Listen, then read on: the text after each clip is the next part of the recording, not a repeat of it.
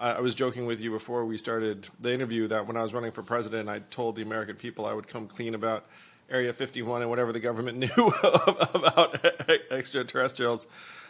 So you encountered unidentified aerial phenomena at various points during your military career? Certainly. So after my first combat deployment, when we came back, we upgraded our radars from the APG-73 to the 79 radar. Just a much better radar, can see more things. And we started noticing things that we weren't seeing just earlier in the day with the other radar. And what we were seeing were just radar contacts that we weren't expecting. They were typically stationary, zero point 0.0 Mach, and that's stationary in the stream, if you will, of the air. And so we're not expecting anything to be stationary up there unless it's tethered to the ground. And even then, it would be bouncing around. But these would typically be stationary, and when they were not stationary, they travel about 0.6 to 0.8 Mach, which is upwards of about 350 knots, in either circular patterns or racetrack patterns, or just heading out east over the ocean. Eventually, we got close enough where all our sensors inside of our jet, they essentially slew to whatever our radar is looking at. And at this time, we just thought they were radar malfunctions, not physical objects that could hurt our aircraft yet. Sure. But eventually we got close enough with our sensor systems to actually make out the IR energy, the infrared energy that was coming off of the objects. And so at this point, we had to respect that, there was physically something at that piece of the sky, and to, avoid it the best we could. Of course, there was a investigatory period where people said, hey, let's go take a look with our eyeballs and see what we can find here. And, I was one of those people, and it was interesting. We would have it on the radar. We would have it on then the FLIR system, that IR system.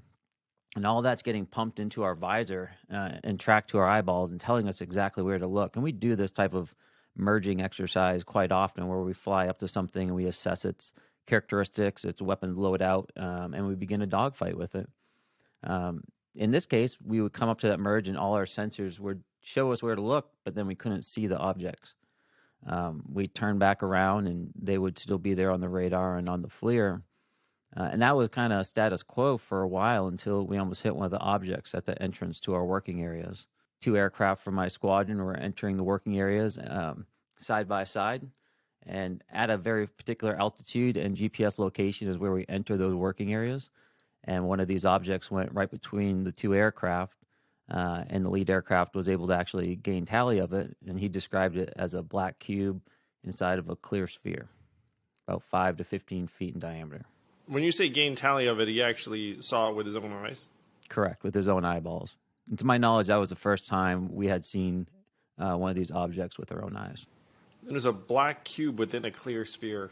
Mm-hmm. And the tips of the cube, best we could assess at that point, were touching the inside of that clear sphere. So you're probably friends with the other pilots. When you got back and you were saying, hey, what did you see? And you described this. You guys must have been eager to hear more or flipping out or something along those lines.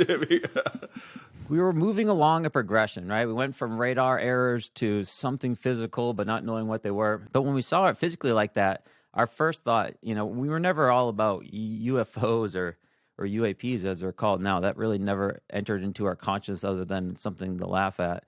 So we always thought there was a very pragmatic explanation if we just had enough information. And at this point, when we physically saw it, like I said, as that cube, we assumed that this must have been some kind of strange classified program or drone program that must have gotten too big for its britches and essentially has been operating in a place that they shouldn't have been, perhaps by accident, perhaps not. But either way, something had to be done. And due to the nature of this near midair, we were obligated to file an aviation safety report due to the close proximity. And that's what we did.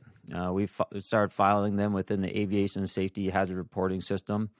And that was, again, status quo for the time being. We essentially just stiff-armed them. We tried to avoid them if they were in our working areas, which they're out there pretty much every day in some capacity.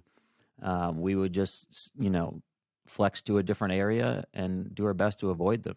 So you file a report, but it sounds like it's pretty much common knowledge among pilots that, hey, there are these things out there. They're going to hit your radar in a particular way.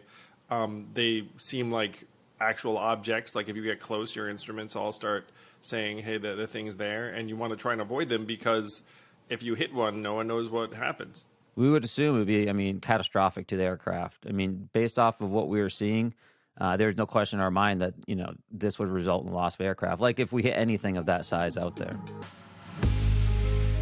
Hey YouTube, glad you're enjoying the podcast. If you really like it, hit subscribe, and then YouTube will notify you every time we have a bang up new guest. Thank you.